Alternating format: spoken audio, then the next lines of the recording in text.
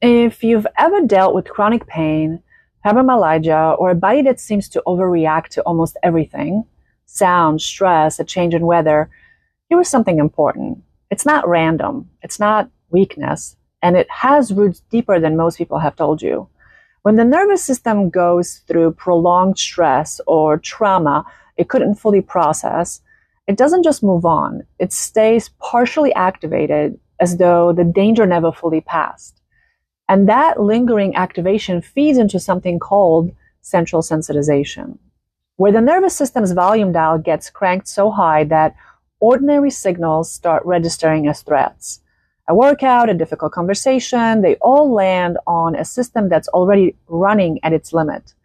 This is where somatic therapy comes in. The word somatic comes from the Greek word for body. Somatic therapies use physical sensation, movement, and breath as the primary pathway to healing, rather than words and analysis alone. And here is why that matters. When something overwhelming happens, the body activates a survival response, fight, flight, or freeze. Normally, once the threat passes, that response completes and the nervous system returns to baseline, but sometimes it doesn't complete. The activation gets frozen midway, stored in the body as unfinished business.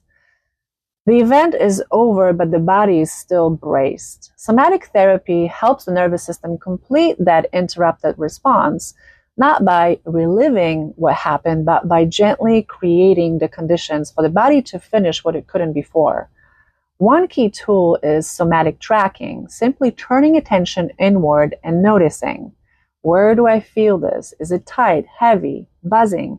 This introduces a pause between sensation and interpretation, interrupting the automatic alarm. Research shows this actually activates the prefrontal cortex, the region responsible for perspective rather than the fear response. Over time, it rewires the relationship between sensation and fear at a neurological level. The research is still growing, but it's real, measurable reductions in PTSD symptoms, improved autonomic regulation, a growing body of evidence connecting unresolved trauma to conditions like fibromyalgia and chronic fatigue. Healing doesn't always begin with understanding. Sometimes it begins with a breath held too long, finally gently released.